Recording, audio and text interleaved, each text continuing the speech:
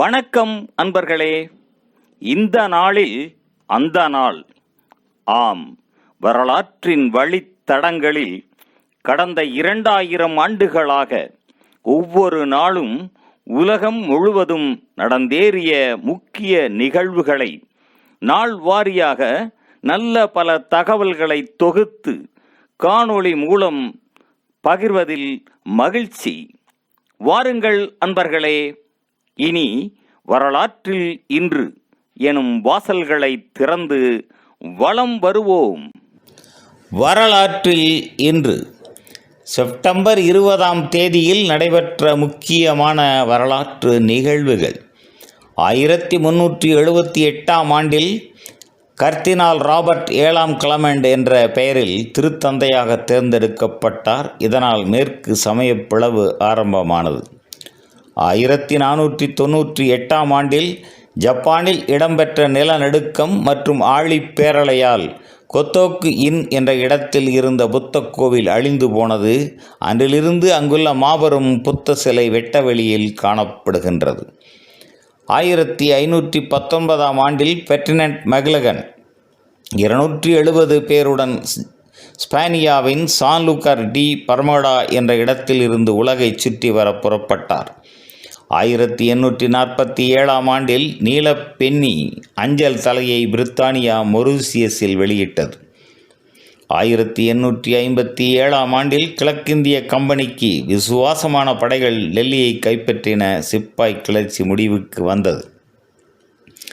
1878 இந்தியாவில் த ஹிந்து முதலாவது செய்தித்தாள் வெளியிடப்பட்டது.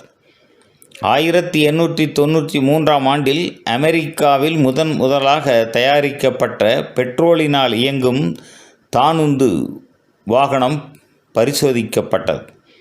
1932 மகாத்மா காந்தி புனே சிறையில் உண்ணா நோன்பை ஆரம்பித்தார். 1942 உக்ரைனில் நாஜி ஜெர்மனியர்கள் 2 நாட்களில் மொத்தம் 3000 யூதர்களை கொன்றனர். 1943 2ஆம் உலகப் போரில் கனடாவின் போர்க்கப்பல் ஒன்று ஐஸ்லாந்தின் தெற்கே அழிக்கப்பட்டதில் 145 பேர் கொல்லப்பட்டனர். 1945 மகாத்மா காந்தியும் ஜவஹர்லால் நேருவும் பிரித்தானிய படைகளை வெளியேறக் கோரினர். 1955 சோவியத் ஒன்றியத்திற்கும் கிழக்கு ஜெர்மனிக்கும் இடையே புரிந்துணர்வு ஒப்பந்தம் ஏற்பட்டது. 1966 சர்வேயர் 2 விண்கலம் சந்திரனை நோக்கி செலுத்தப்பட்டது.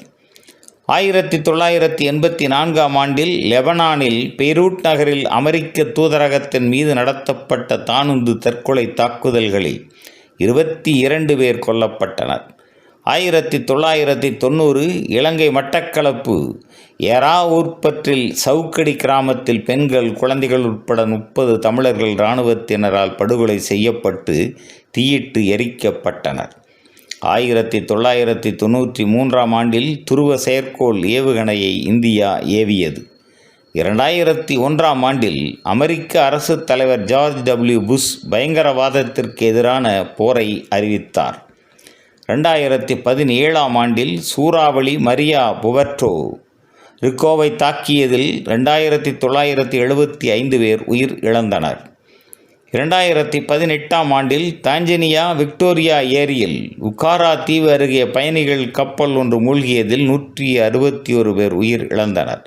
மேலும் செப்டம்பர் 20 தெற்கு ஒசேத்தியாவில் விடுதலை தினமாகவும் ஜெர்மனி நாட்டில் குழந்தைகள் தினமாகவும் அனுசரிக்கப்படுவது குறிப்பிடத்தக்கதாகும். நன்று நண்பர்களே. மற்ற நாட்களுக்கான வரலாற்று நிகழ்வுகளை பிரிதொரு காணொளியில் காண்போம். நன்றி, வணக்கம்.